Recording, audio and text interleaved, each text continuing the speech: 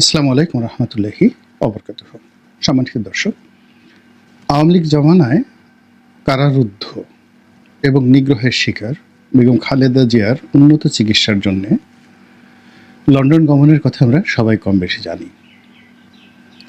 প্রথম দিকে আমরা জেনেছিলাম যে তিনি লন্ডনে কিছুদিন থাকবেন এবং তার পুত্রের এবং পুত্রবধূ এবং নাতিদের সঙ্গে বা নাতনির সঙ্গে সময় কাটিয়ে তার যেটা মানসিক প্রশান্তি, সেই মানসিক প্রশান্তি লাভের পর তিনি আরও অধিকতর চিকিৎসার জন্য তিনি আমেরিকাতে যেতে পারেন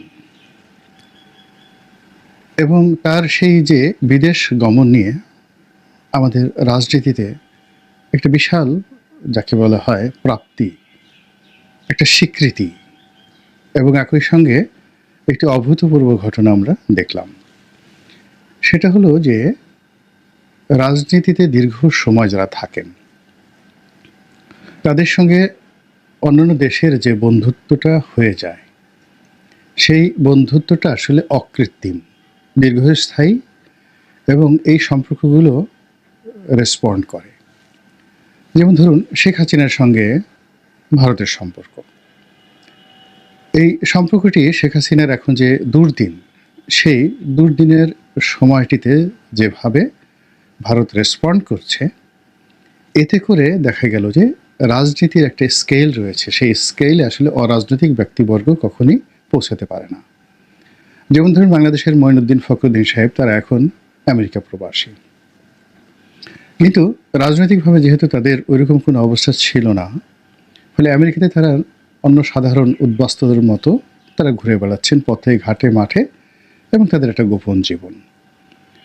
তো যেটা বলছিলাম যে বেগম খালেদা জিয়া যে রাজনৈতিক দলটির প্রতিভূ, সেই রাজনৈতিক দলটির একটি ঐতিহাসিক যে সম্পর্ক, পররাষ্ট্রনীতির সম্পর্ক, সেটি তারা তৈরি করেছিল জিয়াউর রহমানের জমানাতেই সৌদি আরবের সঙ্গে, চীনের সঙ্গে এবং মধ্যপ্রাচ্যের অন্যান্য দেশের সঙ্গে। তো তারই প্রেক্ষাপটে কাতারের সঙ্গেও তাদের একটা সম্পর্ক ছিল। আমরা যেটা জানি যে কাতারের সঙ্গে আওয়ামী লীগের সম্পর্ক ভালো।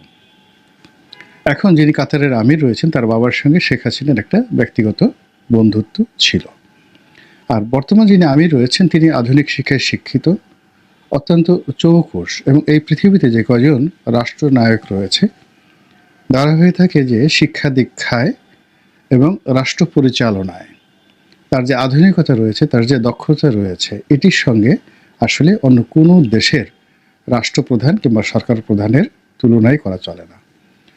তো বেগম খালেদা জিয়া যখন ইংল্যান্ডে যাবেন, তখন হঠাৎ করে আমরা যখন জানলাম যে কাতারের আমির তার যে রাজকীয় বিমানবহর রয়েছে, সেই বিমানবহর থেকে একটি এয়ার অ্যাম্বুলেন্স সেটি তিনি দেবেন সৌজন্যতার নিদর্শন স্বরূপ, বন্ধুত্বের নিদর্শন স্বরূপ এবং বেগম খালেদা জিয়ার সম্মান এবং মর্যাদার স্বীকৃত স্বরূপ। এবং এটি যখন এলো, তখন যারা বেগম জিয়াকে তুচ্ছ করতেন, তাচ্ছিল্য করতেন, বিশেষ করে আওয়ামী লীগের যারা লোকজন, তারা রীতিমতো টাসকি খেয়ে গেলেন এবং তাদের একটা অন্তর্জেলা শুরু হয়ে গেল। না পারেন তারা বলতে, না পারেন তারা সহ্য করতে। একইভাবে ডক্টর মোহাম্মদ ইউনূস, তিনি রাষ্ট্র ক্ষমতা আছেন, তার মধ্যেও এক ধরনের কেমন কিন্তু ভাব, বা এটা কি হলো, এটা না হলেও তো পারতো, আমি এত বড় নোবেল লরিয়েট, তো আমার জন্য তো এইভাবে আসলে ওরকম কিছু হচ্ছে না। এর মধ্যে আমরা দেখলাম যে তিনি চীনে যাবেন এবং প্রচার করা হলো চীনের সরকার তাকে একটা চার্টার্ড প্লেনে করে, সরকারের একটা বিশেষ বিমানে করে নেওয়া হবে। সেটা সামরিক বিমান হতে পারে, চীনের প্রেসিডেন্টের স্পেশাল বিমান হতে পারে, অথবা তাদের যে সকল বহরে কতগুলো বসানো থাকে বিমান, পৃথিবীর ভিভিআইপিদেরকে আনা নেওয়ার জন্য, তো এরকম কোনো বিমান হয়তো পাঠানো হবে। কিন্তু পরবর্তীতে দেখা গেল যে না, তাদের যে কমার্শিয়াল প্লেনগুলো রয়েছে, ওইরকম একটি বিমান ডক্টর মোহাম্মদ ইউনূসের জন্য পাঠানো হলো। কিন্তু আসার সময় তো নিয়ে আবার সেই বিমানে করে না এসে কীভাবে যেন আসলেন। এনিওয়ে, কিন্তু এই যে বেগম জিয়ার সঙ্গে ডক্টর ইউনূসের যে একটা ভাইব, এই ভাইবটা তৈরি করার যে চেষ্টা করলো, সেখানে অন্তর্বর্তীকালীন সরকার বেগম জিয়ার যে আন্তর্জাতিকতা, সেই আন্তর্জাতিকতার কাছে রীতিমতো ধরা খেলেন। তিনি ইংল্যান্ডে গেলেন, তার চিকিৎসা হলো, এবং তার চিকিৎসাতে যেটা আমি অনুমান করি সেটা হলো যে তার বেশিরভাগ যে রোগ এবং বালাই এটি শরীরের সঙ্গে বসে গিয়েছে, এবং ওগুলো পরিচর্যা করতে হবে, নিয়মিত তদারক করতে হবে, নিয়মিত মেডিসিন খেতে হবে। যেমন তার আর্থাইটিস, বাতের রোগ, এটাই তার মূলত রোগ। তো লন্ডনে যে সকল চিকিৎসা করা হয়েছে, যা কিছু করা হয়েছে, তাতে ওরকমভাবে একেবারে আহামরি মেজর কোনো রোগ, যেই রোগে তাকে কাবু করতে পারে, কিংবা যেই রোগে কোনো অপারেশন দরকার বা যেই রোগের ইমিডিয়েট কোনো চিকিৎসা করা দরকার, ওইরকম কোনো রোগবালাই তার মধ্যে পাওয়া যায়নি। ফলে কি হলো, তাকে আর ওই আমেরিকাতে যাওয়ার যে প্রয়োজনীয়তা ওটা আর দেখা দিল না। তিনি হাসপাতাল থেকে বাসায় চলে এলেন, এবং এই যে হাসপাতাল থেকে বাসায় চলে আসার পর তার মধ্যে র্যাডিক্যাল কতগুলো পরিবর্তন দেখা গেল। তিনি আত্মবিশ্বাস ফিরে পেলেন, এবং তার ভিতর রোগ বালাই নেই। তিনি আবার সুস্থ হতে পারেন বা পারবেন, রাজনীতি করতে পারবেন, রাষ্ট্র ক্ষমতা পরিচালনা করতে পারবেন, দলের নেতৃত্ব দিতে পারবেন। এই বিষয়গুলো তার রক্তের মধ্যে একটা শিহরণ খেলে যেতে লাগলো। ফলে খুব অল্প কয়েকদিন পরে দেখলাম যে বিএনপির একটি অনুষ্ঠানে তিনি যে বক্তব্য দিলেন, এবং সেখানে নেতাকর্মীদের সাথে তিনি যখন বক্তব্য দিচ্ছিলেন, তারেক রহমান সাহেব পিছনে দাঁড়িয়েছিলেন, ডক্টর জাহিদও পিছনে দাঁড়িয়েছিলেন, এবং তিনি যে বসা অবস্থায় বক্তব্য দিয়েছেন তাকে যথেষ্ট মার্জিত, উজ্জ্বল, যথেষ্ট শক্তিশালী এবং অনেক গোছানো, এবং তার যে দীপ্তিময় যে চেহারা, তার চেহারার যে স্বাভাবিক সৌন্দর্য, মানুষ বয়স্ক হলে সাধারণত চেহারা বিকৃত হয়ে যায়, ভীষণ রকম বিকৃত হয়ে যায়। কিন্তু কিছু কিছু মানুষের বয়স হওয়ার পরে তার বয়সের গাম্ভীর্যের কারণে তার চেহারার মধ্যে এক ধরনের সম্মানের এবং মর্যাদার মাধুর্যময়তা ফুটে ওঠে, যেটি বেগম জিয়ার যে লন্ডনে বসে তিনি যে ভার্চুয়াল বৈঠকটি করলেন তার মধ্যে সেটা ফুটে উঠল। এবং তিনি সেখানে যে বক্তব্য দিলেন, লিখিত বক্তব্য, কিন্তু অত্যন্ত পরিশীলিত, কোনো রাগ নাই, ক্ষোভ নাই, ক্রোধ নাই, শান্ত, ধীর এবং স্থির। এবং তিনি সারা জীবনে ধীর স্থির, কিন্তু এই সময়টিতে বয়স যেন তাকে আরও ধীর এবং স্থির করে তুলেছে।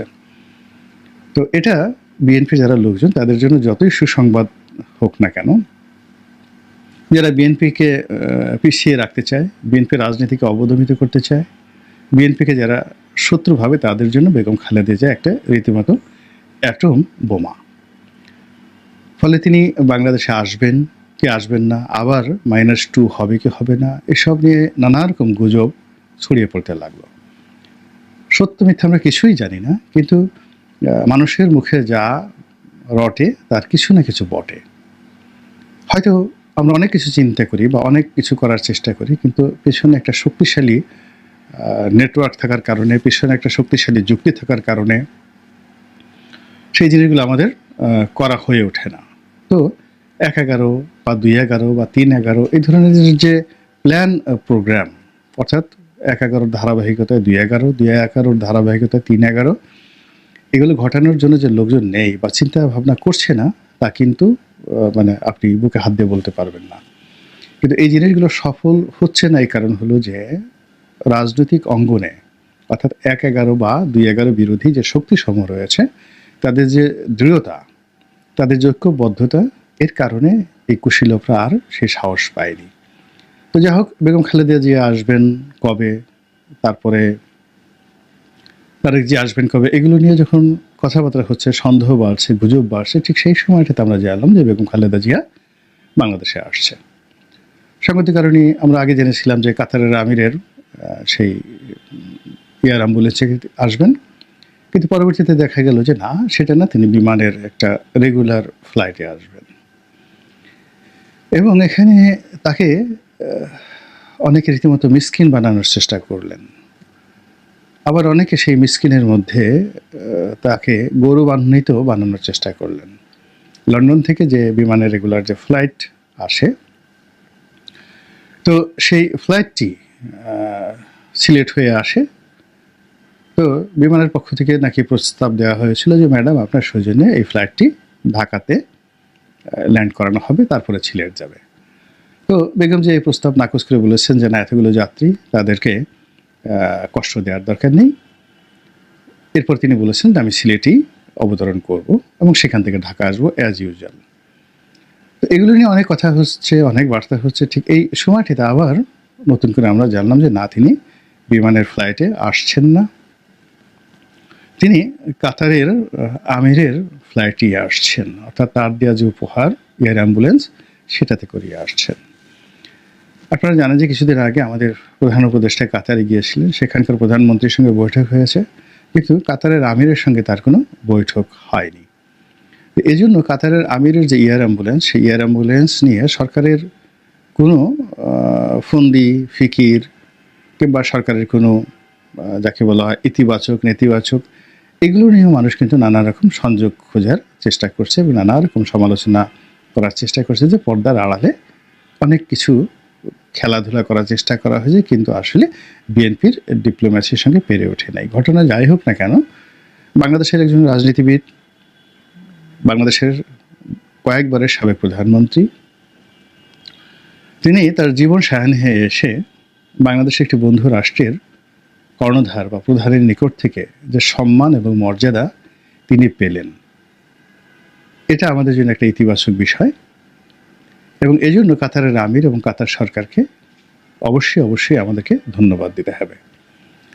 বেগম জিয়া বাংলাদেশে আসছেন, আসার পর বাংলাদেশের প্রকৃতি এবং পরিবেশে তিনি অবশ্যই তার যে সুদীর্ঘকালের অভিজ্ঞতা, সেই অভিজ্ঞতা অনুযায়ী তিনি সিদ্ধান্ত নেবেন, তার দলের সমস্যাগুলো তিনি চিহ্নিত করবেন এবং রাজনীতিতে তিনি একটি দিক নির্দেশনা দিবেন।